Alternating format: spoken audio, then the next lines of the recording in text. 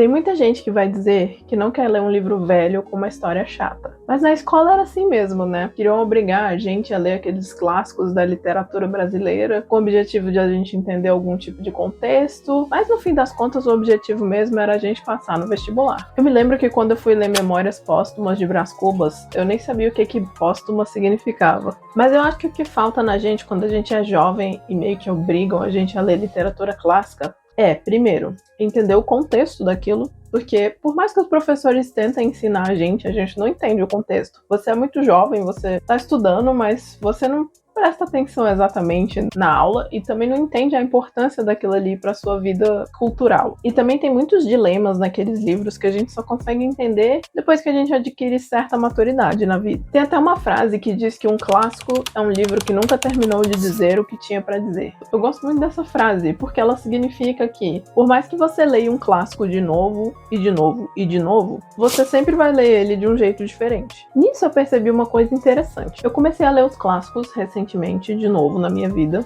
e eu percebi que, muito mais do que os livros de autoajuda, os clássicos podem ajudar a gente na nossa vida. Os sentimentos humanos, eles não mudam. Não importa que o livro tenha sido escrito em 1702, o amor continua sendo o amor, o medo continua sendo o medo, a inveja, a sensação de vitória, o ciúme, tá tudo ali presente nesses livros. E aí eles criam essa sensação do passado com o presente e fazem a gente sentir que a mesma pessoa que vivia no século passado ou nos séculos passados é a mesma pessoa que vive hoje. Pegue, por exemplo, o Crime e Castigo e veja como Raskolnikov ficava tentando justificar o crime dele, se colocando como alguém especial, como se a moral dele fosse a parte do resto da moral da sociedade. E quantas pessoas você conhece que não são assim, que ficam tentando justificar pequenas imoralidades com uma quantidade enorme de desculpas? Ainda mais no Brasil, que a gente tem aquela frase do jeitinho brasileiro.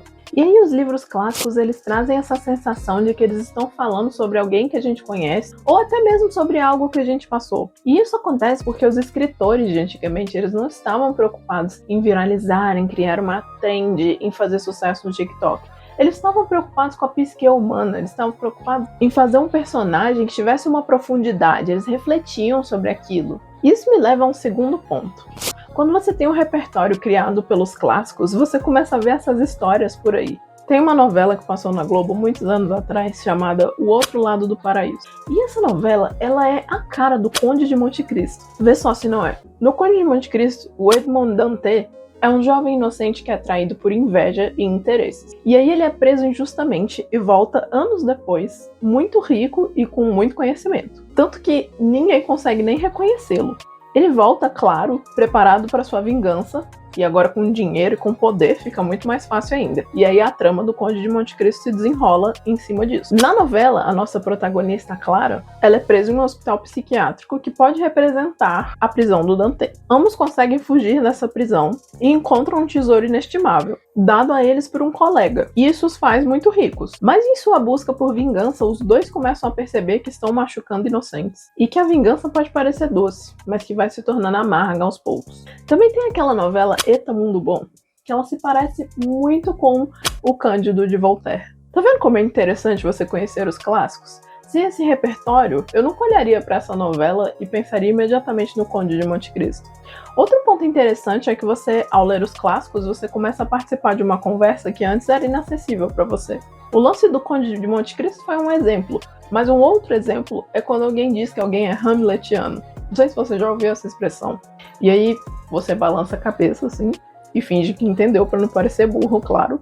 Mas o Hamlet é aquele personagem do ser ou não ser, eis a questão. Então quando alguém te chama de hamletiano, ou chama alguém de hamletiano, ele tá querendo dizer que essa pessoa é alguém que é muito racional e que pensa demais e age de menos. O mesmo acontece quando alguém fala que outra pessoa é maquiavélica, e a gente imediatamente associa essa pessoa é do mal, essa pessoa é ruim, mas na verdade maquiavélico não significa nada disso. Maquiavélico é alguém que está preocupado com consequências políticas e não morais, alguém que é estrategista ao extremo, e é isso que o Maquiavel quis dizer quando ele escreveu o livro O Príncipe. E aí isso me leva ao último ponto. Quando você lê os clássicos, você tem repertório cultural. Você pode participar dessa conversa e reconhecer os clássicos por aí. Mas não só isso. Quando você vê algo, por exemplo, como Big Brother, você imediatamente reconhece 1984 do George Orwell. O Big Brother em 1984 é o partido que controla a sociedade do livro. Na verdade, o líder do partido que controla a sociedade do livro. Nesse livro, os cidadãos são constantemente vigiados por câmeras em todo lugar, até mesmo dentro da casa dela. E aí, de repente, uma série não é mais só uma série, um filme não é só mais um filme, e aí você começa a conectar todas as peças do quebra-cabeça e entender a conversa inteira. E aí sim as coisas começam a ficar mais interessantes, porque ter cultura faz com que a gente enxergue o mundo de uma forma completamente diferente. E aquela história chata que obrigavam a gente a ler na escola, subitamente ela começa a fazer total sentido hoje em dia. E aí, na verdade, a gente até se arrepende de não ter lido naquela época. Bom, aqui tem outros vídeos que talvez possam te interessar. É isso, obrigada por assistir e tchau!